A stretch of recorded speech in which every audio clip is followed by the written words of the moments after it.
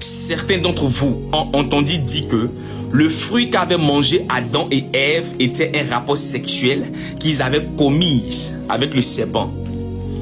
Je viens dans le but de renverser cette fausse doctrine rocambolesque digne d'un film de Blanche-Neige. Vous connaîtriez la vérité et la vérité vous affranchira. Cette fausse doctrine est appelée la doctrine de la sémence du serpent. Eux, ils se basent sur des courants ésotériques pour développer ce genre d'idée qui est sans fondement biblique. La Bible précise dans Genèse que le serpent a séduit Ève et elle a mangé le fruit. La Bible ne mentionne jamais un rapport sexuel entre Ève et le serpent. Lorsque Dieu a placé Adam et Ève dans le jardin, qu'est-ce qu'il leur a dit dans Genèse 2, versets 16 à 17? L'Éternel Dieu donna cet ordre à l'homme. Tu pourras manger de tous les arbres du jardin, mais tu ne mangeras pas l'arbre de la connaissance du bien et du mal. Car le jour où tu en mangeras, tu mourras. Comment le serpent a séduit Ève? Par la séduction de la parole. Il avait la parole mielleuse au point de la corrompre par la tentation subtile et la ruse. Et c'est à partir de là que Ève a coupé le fruit sur l'arbre de la connaissance du bien et du mal. Alors quel était le fruit de l'arbre? Le fruit de l'arbre n'était jamais une pomme, ni un rapport sexuel, mais c'était un fruit appelé la figue. C'est pourquoi après avoir découvert leur nudité, ils ont cousu leurs vêtements avec des feuilles de figuier. Genèse 3, verset 7. Il est écrit, les yeux de l'un et de l'autre s'ouvrirent. Ils connurent qu'ils étaient nus, et ayant cousu des feuilles de figuier, ils s'en firent des ceintures. Pourquoi, après avoir mangé le fruit, ils ont découvert leur nudité? Parce que, avant la chute, Adam et Ève étaient nus et ils étaient sans honte. Après avoir mangé le fruit, leurs yeux spirituels se sont ouverts. Or, avant qu'ils ne mangent le fruit, ils étaient revêtus de gloire et de lumière. Et tellement que la gloire de Dieu les couvrait, ils n'avaient pas conscience de leur nudité. Parce que Adam et Ève étaient des esprits ou des demi-dieux. Mais en réalité, avant de shooter, ils étaient déjà mariés. D'où le passage qui dit, soyez féconds et multipliez.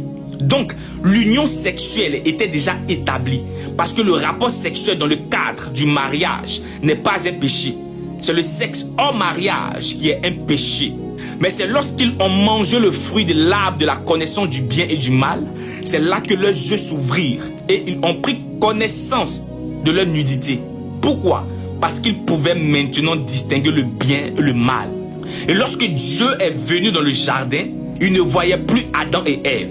Et Adam va lui dire, nous t'avons vu et nous nous sommes cachés parce que nous sommes nus. Et Dieu va leur dire, qui vous a appris, qui vous a enseigné, qui vous a révélé que vous étiez nus? Pourquoi? Parce qu'ils ont perdu la gloire de Dieu qui les couvrait. Sinon, le vêtement de l'âme et de l'esprit, c'est le corps, qui a une couverture charnelle. Mais la couverture spirituelle du corps, c'est la gloire de Dieu. C'est pourquoi l'homme n'est pas corps, âme et esprit. Mais l'homme est plutôt esprit, âme et corps, en dernière position. Sur le plan spirituel, la nudité révélée, c'est la perte de couverture de gloire ou la sainteté. Car de l'état surnaturel qu'ils étaient, ils sont descendus à l'état naturel, qui est quoi? L'état charnel, c'est-à-dire la chair ou la poussière. Donc, la découverte de leur nudité n'est pas liée à un acte sexuel, mais à la perte de l'innocence et de l'entrée du péché dans leur nature. Et ce péché s'appelle la désobéissance ou la rébellion. Le serpent était un serpent ordinaire à 4 pattes, voire même le plus beau de tous les animaux du jardin. Mais l'entité spirituelle appelée Satan va posséder le serpent pour manipuler Ève. D'où la parole de Dieu qui dit, tu vas ramper sur ton ventre et tu vas manger la poussière. Et vu que le diable s'est servi du serpent, le serpent sera dénaturé par Dieu. Pour dire que quand tu travailles avec le diable ou que tu demeures dans le péché, attends-toi à subir la colère de Dieu. Ils disent encore que Caïn serait le fils du serpent. C'est pourquoi il a tué son frère Abel. C'est totalement faux. Que dit Genèse 4, verset 1? Adam connut Ève, sa femme. Elle conçut et enfanta Caïn. Lorsque la Bible dit que Adam connut Ève, c'est dans une figure de style appelée euphémisme ou une référence littérale. Sinon, de façon terre à terre, ça veut dire Adam a couché avec Ève et Ève a accouché Caïn. Donc Caïn est bien le fils d'Adam et Ève. Ils utilisent le passage de Genèse 3 verset 15 qui dit « Je mettrai inimitié entre toi et la femme, entre ta postérité et sa postérité. » Comme argument, ils disent « Si le serpent a une postérité, c'est qu'il a eu des enfants avec Ève. » Pour eux, Caïn serait une descendance. Ha. Vous voyez pourquoi Jésus parlait beaucoup en parabole? Parce que la parole de Dieu n'est pas donnée aux chiens ni aux porcs, mais aux fils et aux fils du royaume. Et par la connaissance de la parole, au moyen du Saint-Esprit, nous allons toujours renverser leur raisonnement charnel. Le mot postérité signifie descendant. La Bible dit dans 1 Jean que Caïn était du malin. Or, ce passage ne parle pas d'une naissance physique, mais de son comportement. La raison pour laquelle Satan s'est rébellé contre Dieu, c'est parce qu'il a refusé de se prosterner devant les êtres humains. Comment le diable, qui déteste les êtres humains, va venir engendrer lui aussi un être humain? C'est que son combat et sa rébellion sont nuls. Si Caïn a agi comme le diable en tuant son frère, c'est parce que Satan était entré en lui. Dieu dit quoi à Caïn dans Genèse 4, versets 6 à 7? Il lui demande, pourquoi es-tu irrité?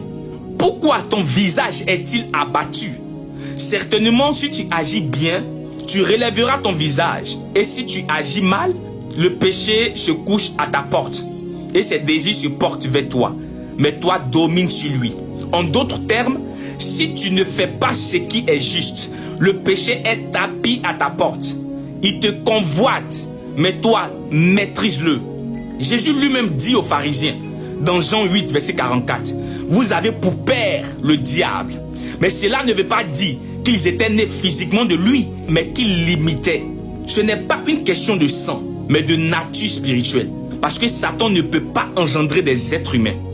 Donc, la postérité du serpent, c'est tous ceux qui choisissent la rébellion et le péché. C'est tous ceux qui désobéissent à Dieu et qui refusent la sanctification.